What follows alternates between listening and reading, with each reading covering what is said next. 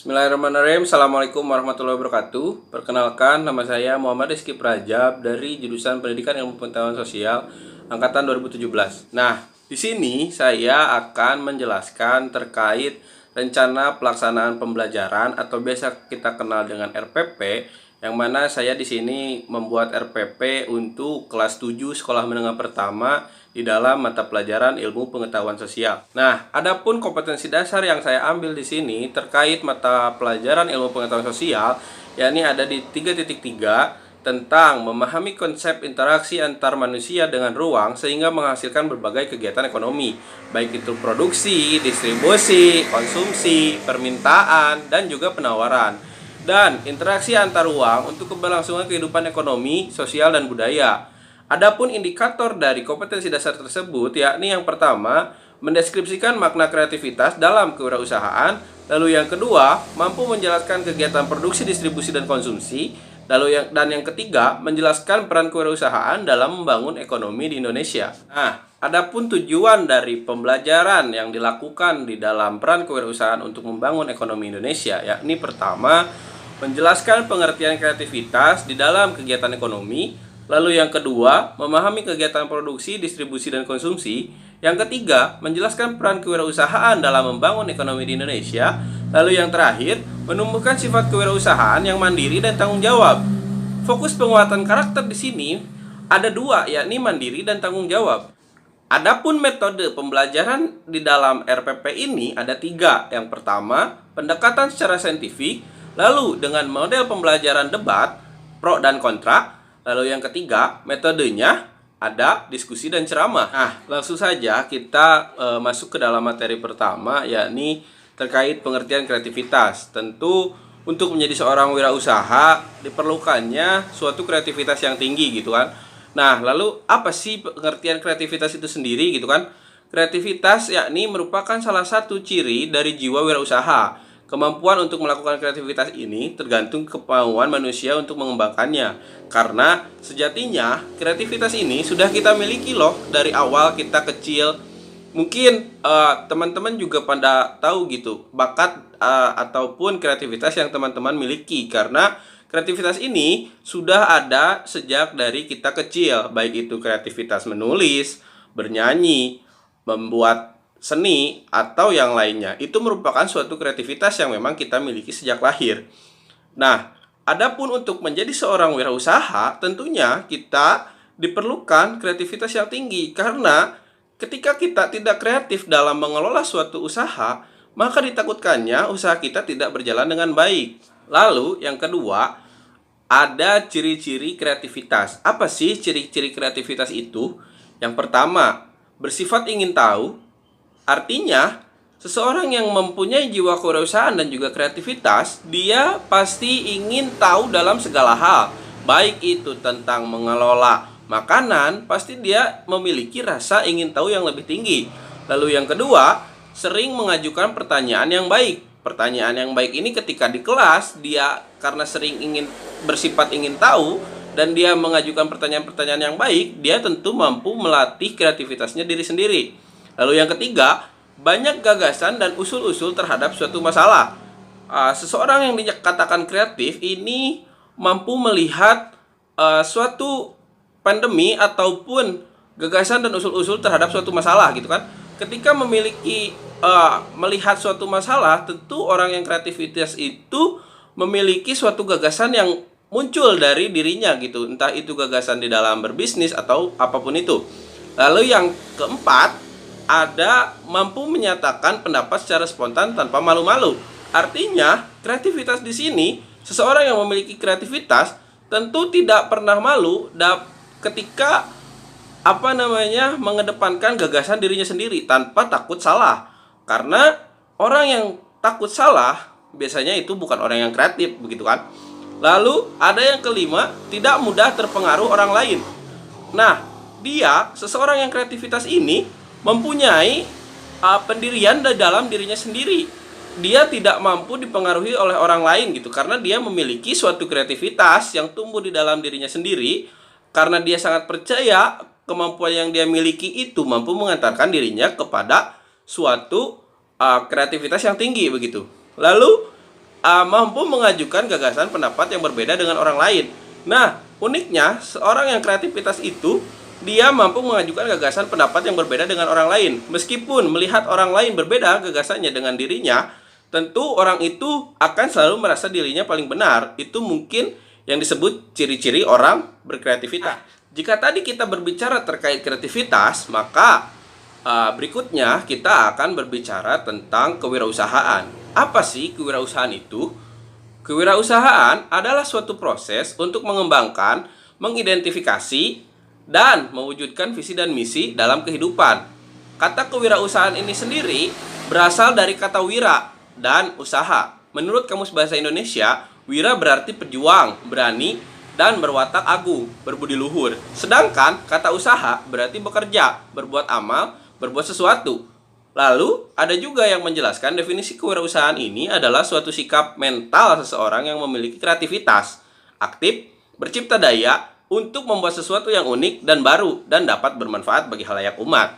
Nah, jadi proses kewirausahaan ini merupakan suatu proses yang mana tercipta dari seseorang yang kreatif mampu membuat suatu ragam atau bentuk atau seni yang mampu diperjualbelikan sehingga dapat bermanfaat untuk orang lain begitu. Dan seseorang yang memiliki jiwa kewirausahaan tentunya dia memiliki jiwa yang berani juga, berani menanggung resiko, entah itu untung, entah itu rugi. Nah, adapun ciri-ciri seorang wirausaha, yang pertama, mengurangi kesenjangan ekonomi dan sosial. Tentu, jika seseorang mempunyai sikap wirausaha, dapat mengurangi kesenjangan ekonomi dan sosialnya dan dapat meningkatkan ekonominya seorang individu tersebut begitu. Lalu yang kedua, mempunyai kepribadian yang kuat. Artinya, seseorang yang memiliki kewirausahaan, dia tentu memiliki kepribadian yang kuat karena dia sudah siap menanggung resiko, baik itu untung maupun buruk.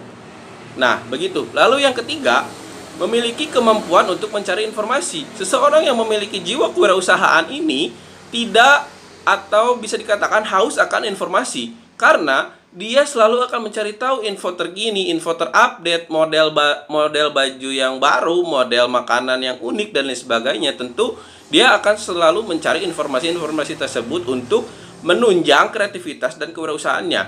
Lalu yang keempat, dia memiliki kepekaan terhadap arti lingkungan. Selain itu juga peran wirausaha di sini tentunya harus memiliki kepekaan terhadap lingkungan itu sendiri gitu kan. Lalu yang terakhir, memiliki keterampilan wiraswasta. Keterampilan wiraswasta di sini juga berarti dia mampu mengolah atau menjual produknya si wirausaha itu sendiri sehingga dapat menghasilkan keuntungan bagi dirinya sendiri. Nah, lalu ada penyebab keberhasilan dan kegagalan seorang berwirausaha nih. Yang pertama dulu ya, penyebab keberhasilan berwirausaha. Yang pertama, visi, misi, dan strategisnya yang jelas dan sejalan. Lalu yang kedua, melihat atau menciptakan peluang usaha. Lalu yang ketiga, pantang menyerah. Nah, tiga unsur ini mampu membawa keberhasilan bagi seseorang dalam berwirausaha. Dengan kita memiliki visi, misi, dan juga strategi yang jelas, tentu kita mampu memasarkan produk kita juga dengan jelas begitu. Pun melihat atau menciptakan peluang usaha. Ketika kita berada di wilayah iklim tropis, lalu melihat, menganalisis apa yang cocok dijual di iklim tersebut, makanan apa, pakaian seperti apa, tentu kita dapat melihat dan juga menciptakan peluang usaha dimanapun kita berada begitu. Lalu yang ketiga, terakhir ini pantang menyerah. Jelas, seorang wirausaha tidak boleh yang namanya menyerah. Entah itu ketika dia mengalami suatu kerugian, ketika dia tidak menyerah dan mencoba kembali, tentunya dia akan meraih keuntungan dan juga kesuksesan yang lebih tinggi. Karena sejatinya, kegagalan itu merupakan suatu bentuk untuk menjadi lebih baik ke depannya dan juga menjadi lebih unggul ke depannya begitu. Karena kegagalan satu kali akan menjadikan keuntungan yang berkali-kali lipat begitu kan. Nah, lalu ada penyebab kegagalan berwirausaha. Yang pertama, tidak fokus dan tergesa-gesa. Biasanya orang yang tidak punya jiwa kewirausahaan, dia tidak akan bisa fokus di dalam suatu usahanya dan cenderung tergesa-gesa di dalam melakukan usahanya. Kenapa tergesa-gesa? Karena ingin selalu mendapatkan untung yang banyak, mengeluarkan modal yang sedikit, tapi ingin segera mendapatkan keuntungan. Nah, itu kan menjadi tidak fokus gitu kan. Nah, itu penyebab pertama kegagalan berwirausaha. Lalu yang kedua, pengelolaan keuangan yang buruk. Berbeda dengan penyebab keberhasilan berwirausaha, jika mengelola keuangan yang baik, tentu akan bisa menghasilkan untung yang lebih. Tetapi ketika pengelolaan keuangan yang buruk, tentu akan membuat suatu kegagalan bagi wirausaha itu sendiri. Ketika saya ambil contoh, misalkan jual beli baju, tetapi pengelolaan keuangan yang buruk, ketika untung tidak ditabungkan ataupun uang modal malah dihabiskan, tentu akan menjadi suatu kebangkrutan bagi wirausaha itu sendiri, begitu kan? Nah, lalu yang ketiga ini putus asa saat mengalami masalah. Nah, ketika dialami kerugian, terkadang seseorang ini putus asa gitu kan. Putus asa dalam artian dia ya sudahlah, menyerah, ya udahlah, mungkin gua nggak cocok gitu kan buat wirausaha. Nyoba dagang pakaian, terus nggak laku, terus nggak punya untung, udahlah putus asa aja gitu kan. Dia nggak bisa menarik, atau dia ya stuck di satu titik aja gitu. Ketika ketika dia mengalami kemunduran atau kebangkrutan pertama kali, atau apapun itu, kehancuran, dia ya putus asa, tidak ada rasanya ingin bangkit kembali memulai suatu usaha tersebut gitu. Nah, itulah tadi penyebab kegagalan di dalam berwirausaha. Nah, sekarang kita masuk kepada peran wirausaha dalam perekonomian Indonesia. Yang pertama, itu mengurangi kesenjangan sosial di dalam ekonomi. Lalu yang kedua, membuka lapangan pekerjaan baru. Dan yang ketiga, meningkatkan pendapatan nasional. Nah, ketiga peran tersebut tentu mampu membangun atau membangkitkan perekonomian Indonesia itu sendiri. Kenapa? Dengan membuka lapangan pekerjaan baru, mengurangi kesenjangan sosial, dan meningkatkan pendapatan nasional, tentu seorang wirausaha berkontribusi lebih loh kepada perekonomian itu sendiri. Karena ketika tidak ada seorang wirausaha, dikhawatirkan tidak adanya pendapatan secara nasional karena tidak ada orang membayar pajak, dan tidak adanya pekerjaan yang terbuka karena seseorang tidak memiliki suatu perusahaan.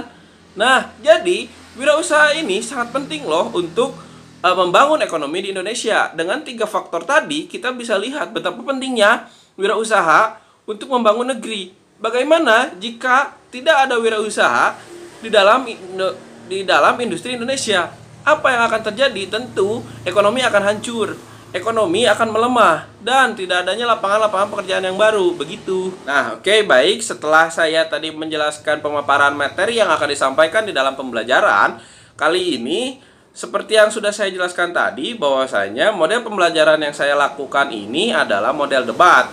Tentu debat identik dengan pro dan kontra.